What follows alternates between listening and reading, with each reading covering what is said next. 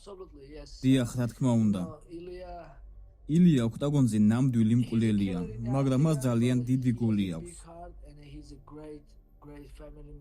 ის საოცარი ოჯახის კაცი და შესანიშნავი მეგობარია. მიხარია, რომ იმ მომენტში მის გვერდით ვიყავი. მართლა ძალიან რთულ პერიოდს გადიოდა. იმ დროსაც კი ვარჯიშობდა, იმდენად დათრგუნული იყო იმ ოჯახური სიტუაციის გამო.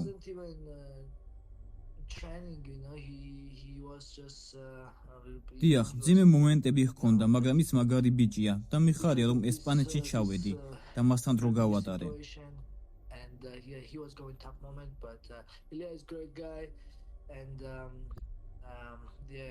მართალი ხარ, როგორც თქვი, მე დეპრესიაში ვიყავი მარცხის შემდეგ და იმ პერიოდმა ცოტა დამარცხა, რადგან მინდოდა, რაც შეიძლება მალე დაბრუნებულიყავი და ვარჯიში დამეწყო.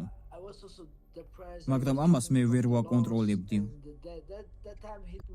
ვიცოდი, რომ იანი დროს წელავდა და ეს მართლაც რთული პერიოდი იყო.